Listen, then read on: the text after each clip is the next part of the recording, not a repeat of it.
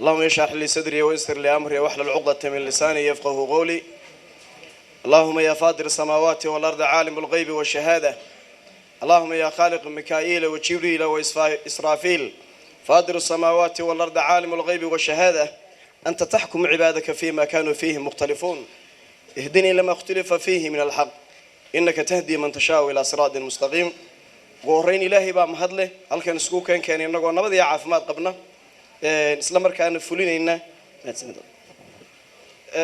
إسلام كان فلين وحكم ذا سنها الدنيا ذا أو كلا تجة يعني شيء والبا أو مر بلا ماي أو كوك سبيه هنا مال المعلومة كم ذا ندماده نقول وحن سلام يا إسلام كان بوجادين يا ونما هاد عين لي رنتي وسير هذا قيمها بدن كلن كان كسوق قيب قلي تلياش مدحوينها وضياش أعيانته قدومياش هيدا كل دون قرنك عاوياش كل دون هيدا شغالة دولة قربك يرنتي قاشان كوها معلمين قيمها بدنا امتحان قبل ذا كل دون لقى قاضي هو جامين تيه هرمود كيجلها بروفيسور جهير هيدا قيمها بدن يرنتي كرجوكتين تلا شقين تدبقل كي يرنتي عاونتها نلقرب تاجنيد إمام الوناقي يلا دجالن كمسقوا سقة مسؤولين تقيمها بدنا هيدا شغالها دولة النجوع عاوني أنت أنا كشرني حولها هذا أو جور بروفيسور مبارك مسؤولين هيدا شغالها دولة جودهان قدوميها عصب حلك اللو ريجي ولالك فرحان آذن هيبة مسؤولين هيدا شغالها دولة مسؤولين أجاسمياش جود مدرسة كسوق قيب قلي صلادين أعيان مدح رقميتك والدك كلا دون مدرسة كسوق قيب قلي بهذا صحافة دمان أنا كلن كي يقولوا بدي يرنتي مهد علين وحنا ذيك مهد علين إنه لما أنتم برنتي كسوق قيب قلك أد كلن كان نوقتي مع الدين عدو والبا أو شرف له أو قيمة له أو ما أنتوا كلن نقرب شوك ستوحي وحوين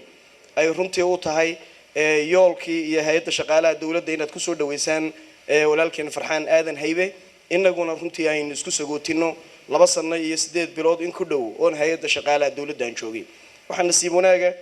سند يا أفر بلاد وحن قدوميه وها مدحوينه هوري أحمد محمد محمود سيلايو سند يا أفر بلادنا وحن قدوميه وها مدحوينه عصبة مدحوينه موسى بيح عبدي لبضع سنة يستدد بلاد أيام رنتي هيد شغالة دولة دانشوي سيد الله صوح حسي رنتي كلن كان لقى حسي أما لقى ورمي هيد شغالة دولة دمركو هوري وهيئة دستورية أو كالشعليسي مدحوينها أنا كم أبو رنتو كافتون كيس أنا كم بعضه أفر هيدود باقنا كانوا دستورية وهيئة شغالها حير لاليها هنتي دورها يبان كده أفر تسوية دستورية مدحوينها ما سمعيو بقول يصدق حيتهم بيد دستور كقريهن إن النقدين هيئة الدولة وقرن كان يشوا واجب كيس قبته هيئة الدستور جامد كم ده أي الله بس أنا حوجا أنا ها مسؤول رنتي كسر شقية وحنا مسؤول كي سديدات هيدا شغالة دولة الصومالية تدوب قدومية أو نبضروف أذق يا حالات أذق رنتي أو كسر بيجنا بنا أنا قلنا ميت كم ده أنا ها رنتي أنتي أنا نقضي قدومية هيدا شغالة دولة ده حلك وحنا لو رجع أفرد طبعا كي بشي سديدات يلا بكون يلي حياة طبعا أي الله مجعابي وحنا حلك رنتي جوريجي أو رنتي قيمة أكتر بدن كله بروفيسور محمد محلب قرر ما أنت هذا نهرت هذا فرديا سووا قدومية جامعة عدنا بان حلكة جوريجي مدة حلكة هي هيدا شغالات دولة وحي قبيوين بيلهيد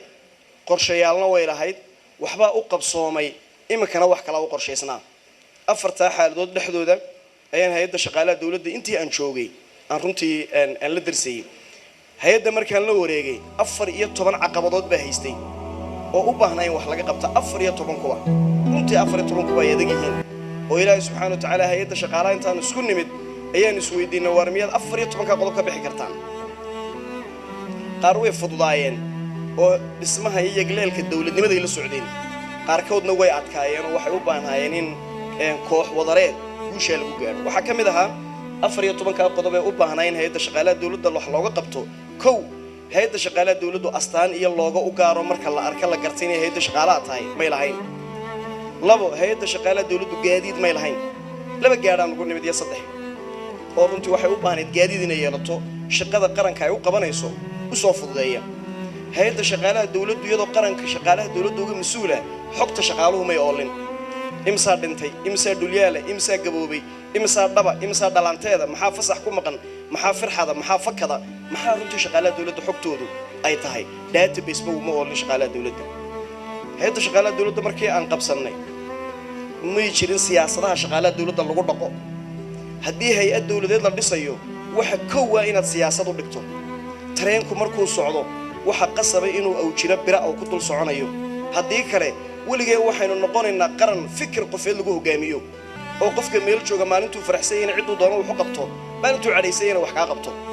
laakiin waxa qasaba siyaasad la wada raacayo inay yeelato waxaanu aragnay hay'adda shaqaalaha dawladdu siyaasadee qaranku inaanay oolin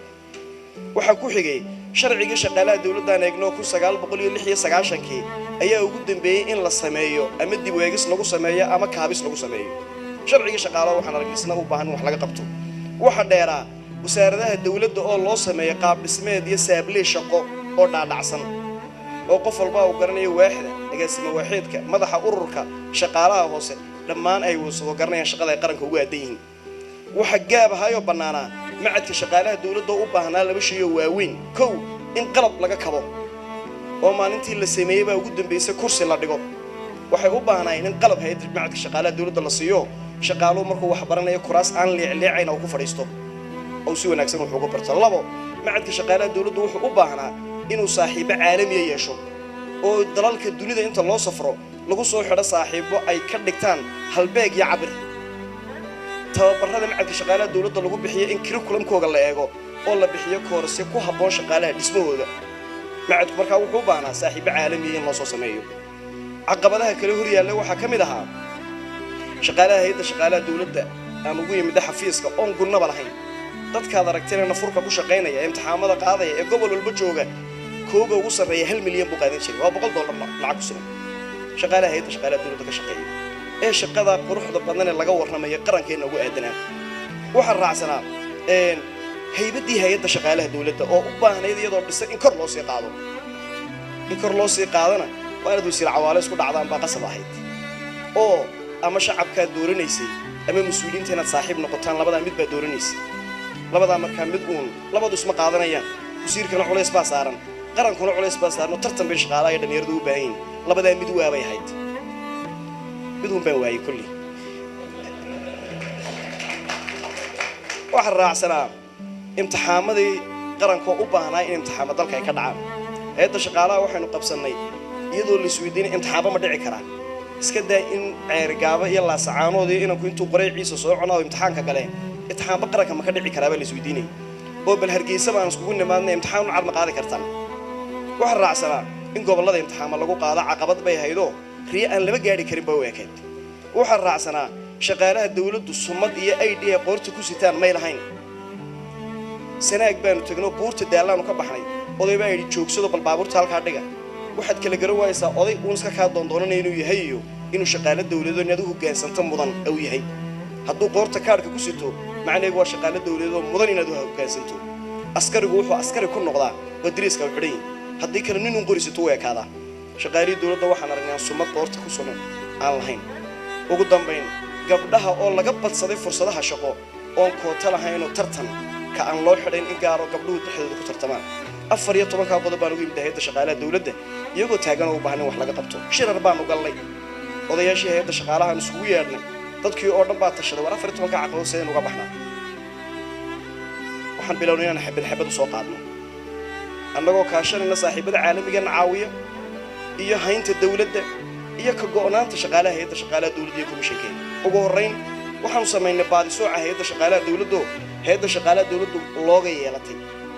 marka la arka la gartay inay hay'adda shaqaalaha dawladda ay tahay ugu horreyn sumadii hay'adda shaqaalaha dawladda aan samaynay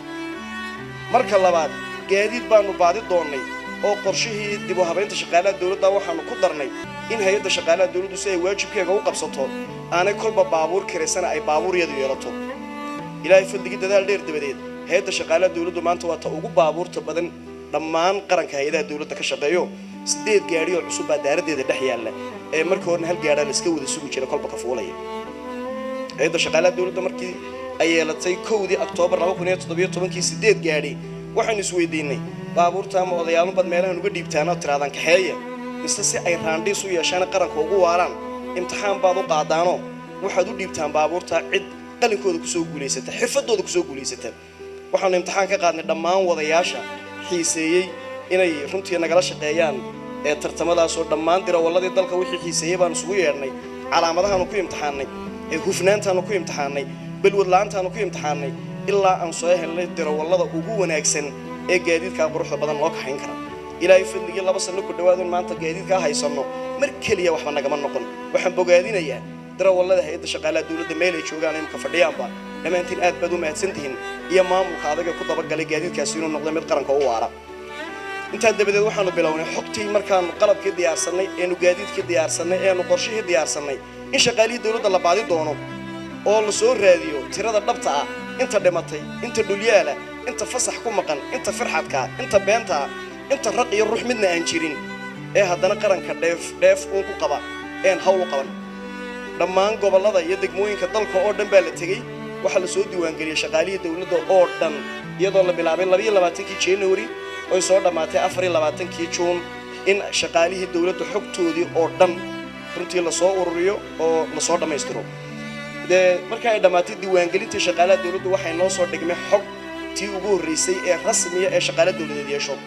saaka qof walba shaqaalaha dawladeed mishaarka uu gaaro waa laga eedlaayay oo waa laga seexdaa waayo waxa la hubaa inuu shaqaale runa aw gacantiisa galayo dhaba oon ahayn runtii qofan jirin amaan joogin ugu dambayn jeedooyin badan baanu ka lahayn shaqaalaha dawladda in la diiwaangeliyo oo la soo baaro waxa ugu muhiimsanayd fikir runtii ku adkaa dalalka Korea oo dhan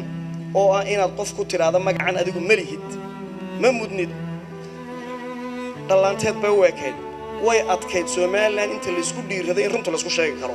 in hay'adaha dawladdu ay ka baxaan walaalnimada iyo ilmaadeero wada nool laga baxo la noqdo shaqaale dhab oo wixii dhabana aynu mishaar siino wixii kalena kartidii laga joojin la keeno in yar kadib waxaanu ka joojinay shaqaalaha dawladda intii markaa aan run noqon oo waxaan ku wareejinay wasaaradda maaliyadda inay noqoto cidda runtii lacagta joogsa ugu dambayn hadalka oo soo koobi doono hay'adda shaqaalaha dawladda maalintan la wareegay 3 shay bay u baahnayd in loo qabto bas ugu muhiimsanaa in dalka imtixaamo ka dhacaan oo dhalinyaradu guulaysto Allah subhanahu in dhalinyaradu guulaysato oo imtixaamo dalka ka dhacaan in siyaasadda ay yeelato oo lagu dhaqo shaqaalaha dawladda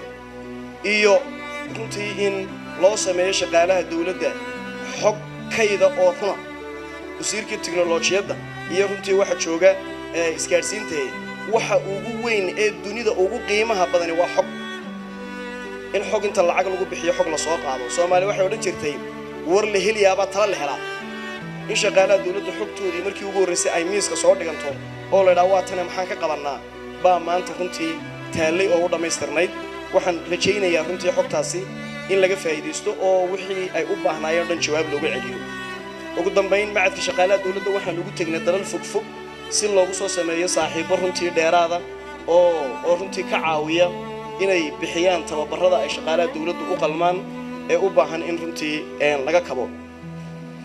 ugu dambayn waxaan ku soo gabagabeynayaa hadalka oo batay iyo kulanka oo kooban darteed ilaahay subxaanahu wa ta'aala waxaan u rajaynayaa komishanka hay'adda shaqaalaha dawladda ku-xigeenka gudoomiyaha runtii hay'adda shaqaalaha dawladda oo runtii shakhsi qiimo badan hay'adda shaqaalaha dawladda iyo waxqabadkeega runtii ka hayay agaasimaha guud ee hay'adda shaqaalaha dawladda shaqaalaha hay'adda shaqaalaha dawladda iyo dhammaan cid walba oo runtii qiimo badan qarankan intii uu shaqeynayay hay'adda shaqaalaha dawladda wuxuu qabatay meel ay joogaanba runtii iyo hawl ay hayaanba waan u ducaynayaa runtii ilaahay subxaanahu wa ta'aala waxaan u weydiinayaa in wanaagaasi uu waariyo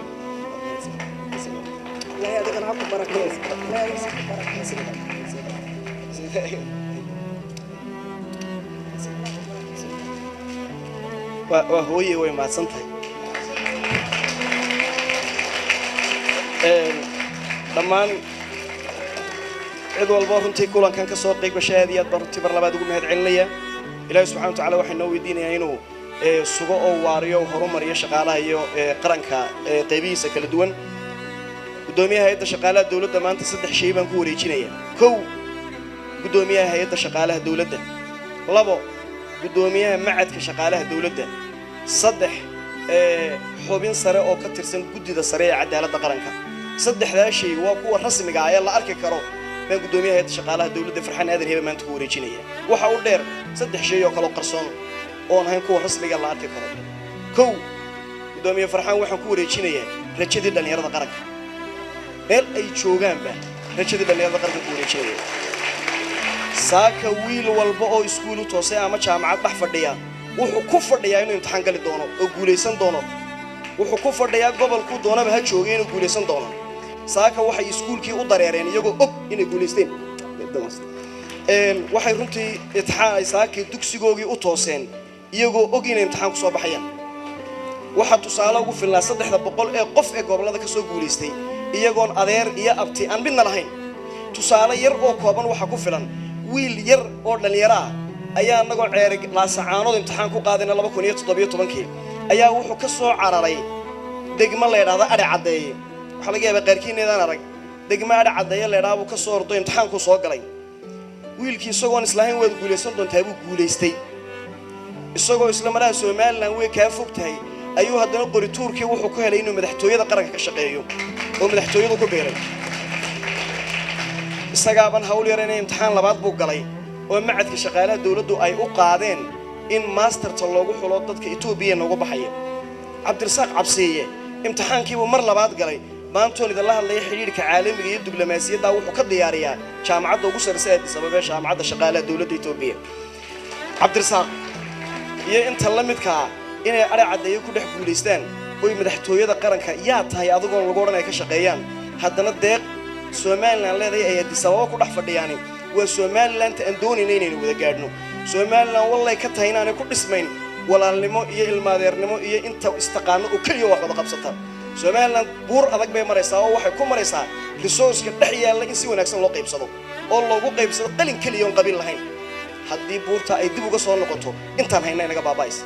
wallahi alladhi la ilaha illa hu dalka waan soo dagaalanay socon mayso haddii aan qalinka lagu soo celin oo cid walbaba aan qalinka ku soo saaka waxaan wareejinayaa dhalinyarada rajadii qaranka idinku wareejinaya anigu ama aan dhaqaale helo ama aan xil damba qabto ama bayaanan qabanin macna badan ma sameynayso rajada abuuran yaa shabciga la damin waxaan kugu wareejinayaa gudoomiye hay'adda shaqaalaha dawladdu haybad leh runtii gaadiid leh oo qalab leh oo qorshe leh oo runtii aan wasiirada qiimaha badan ee qaranka haddana aan ku dirqi karin wax aanay iyagu xaq u lahayn inay mariyaan ama ay marsadaan haddii rajadaasi dhowranto ilaashanto oo imtixaamadaasi sidaa ku soo baxaan baga ilaahay subhanahu wa ta'ala bagadaas meel ku deynaa way socon insha Allah ta'ala way faraxsanahay haddaan maalin u tagi lahaa dunida maalin baa timaada maalin waad dhimanaysaa Soomaaliland waxaan ku faraxsanahay inaan xil gudasho la'aan la igu eedeyn inaan ka tagay hay'adda shaqaalaha dawladda oo runtii aniga faraxsanahay ka tagay maalin uu baan tagi lahaa ma kulli waariis waxaan ku faraxsanahay oo runtii uga mahad celinaya madaxweynaha imka xilka haya sanadii 4 bilood oo reformku xilligu ugu adkaayo inuu na garab taagnaa inuu waqti la siiyay inuu nagu taageeray runtii in hawshaasi si wanaagsan u qabsoonto dawlad hore ban xil u hayay markii hore xukuumad cusub baa timid madaxweynuhu wuxuu gartay reformkaas inaan u baabin oo isbedeladii badnaayay qaranka ka dhacay aan runtii wax laga yeelin commissionkeyga iyo maamulkeyga lagu ilaaliyo dhiiranaantaas ay ku socotay hay'adda shaqaalaha dawladdu maanta xilkeyga loo baahday mushkil badan oo marko oo runtii waa halka inay ka sii soconayso bana imsano siyaas adag baa u yaala waxaan ku kalsoonahay walaalka xilka la wareegay Farxaan Aadan Hebe inuu intaas iyo ka badanba insha Allah ta'ala si horumarin doono si hagaajin doono meel sare gaarsiin doono ilaa shaqaalaha dawladda Soomaaliland ay noqdaan kuwa ugu sareeya ee qaran yeesho ugu dambeyn dardaaranka waxaan ku farayaa Mahdi Cismaan Buuri talaan sameeynay aan doonayna ku wareejiyo gobolada Soomaaliland oo dhan markaan tagnay gobol walba cadaaladda halkiisa ku helay haddana waxa jira dad goba on gobol gaar lahayn oo imtixaan lagu dhax qaado waxaanu ururinay xogta runtii dadkaasi intooda jaamacadaha ka baxay si ay role model ugu noqdaan oo ay runtii u guuleystaan xogta anagoo gacanta ku hayno imtixaamadoodii bilaabmayaan baan xilka wareejinayaa maanta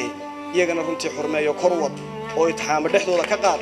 oo iyaguna xaq bay u leeyihiin ha guuleystaan waxaan isku dardaaranaa naafada qaranka oo iyaguna koota la siiyo sanadkiiba mar oo iyaguna imka bilaamay in laga farxiyo la horumariyo in intii guuleysatay la ilaaliyo 300 mishaarkoodii iyo nidaamkoodii baa socday ay horumaraan dhammaantiin waxaan idinka mahad celinayaa runtii Soomaaliland oo dhan abaalka wanaagsan sida abaalka u taqaanaan ee qofka uu xidin geliyo ugu